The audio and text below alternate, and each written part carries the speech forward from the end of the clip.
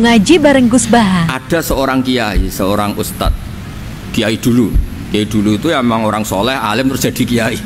Kalau kiai sekarang tuh macam-macam, nganggur terus ingin jadi kiai, terus daftar gitu. Ada lowongan di yayasan, masuk ingin jadi ustadz karena dengar ada gajinya. Dulu tidak ada seperti itu, tidak ada. Makanya dulu tuh kalau ustadz kiai pasti soleh karena dia alim terus ingin orang lain tuh mendapat ilmunya. Kalau sekarang nggak ada yayasan sehat, guru gajinya sekian, yang nggak ingin jadi ustadz tuh daftar karena ada gaji. Apalagi ada kabar, ada gaji, ada mes, ada wah yang daftar banyak. Tapi mentalnya ada kiai sebetulnya.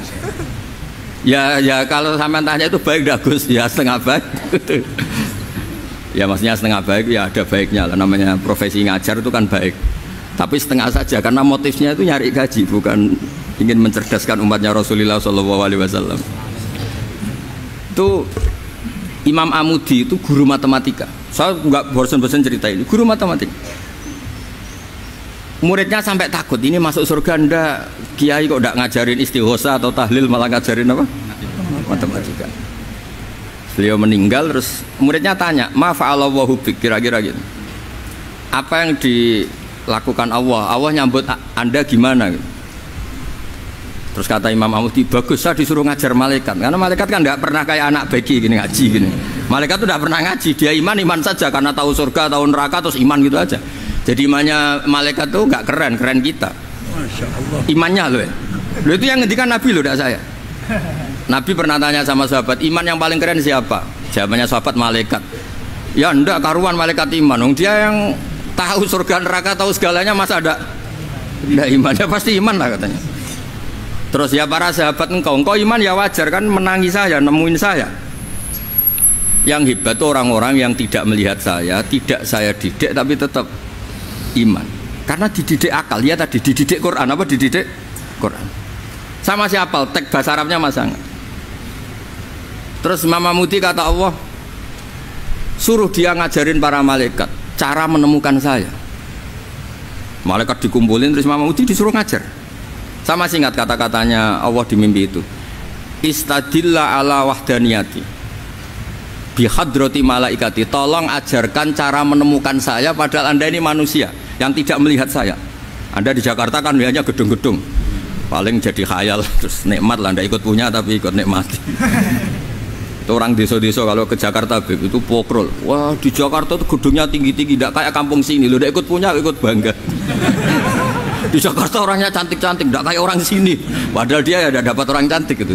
Jadi Allah tuh saking pinternya, miskin-miskin ya bisa berkhayal dan bahagia. Nah, itu alhamdulillah betul. Akhirnya itu apa, ini anak-anak begini saya tak niati ngajar standar anak-anak akademik. Terus pertama yang diajarkan hanya bilang gini, sama siapa teksnya itu? Ya malaikat wahi para malaikat. Terus beliau bilang, nisbatus naini wassalasah ila ma la nihayata lahu nisbatul far'i ilal asli.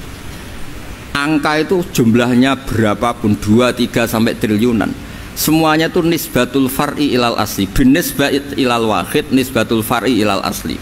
Angka 2 ya cabangnya 1, 3 ya cabangnya 1, 1 triliun ya cabangnya 1. Tetap yang asal usul adalah angka 1. Itu nangis semua malaikat.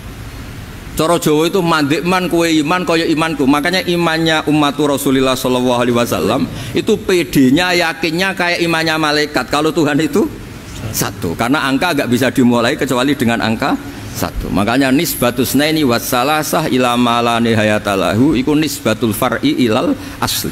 Semuanya itu nisbatnya cabang ke induk. Berarti semua alam raya ini tetap asal usulnya 1, yaitu qul huwallahu ahad. Nah, itu namanya akal. Umatnya Rasulullah itu ditinggali mukjizat akal lewat panduan Quran, sehingga meskipun kita tidak menangi Rasulullah, tidak menangi sahabat, kita tidak tahu malaikat Jibril, tapi cara iman kita ini tidak kalah keren. Yakin, hakul, yakin. Terus kedua, gambar. Kamu gambar rumah, gambar hewan, gambar apa saja, mesti dimulai 1 titik. Entah gambar kamu bagus, entah jelek, tetap dimulai 1 titik. Lah titik ini namanya nuqtatul wujud.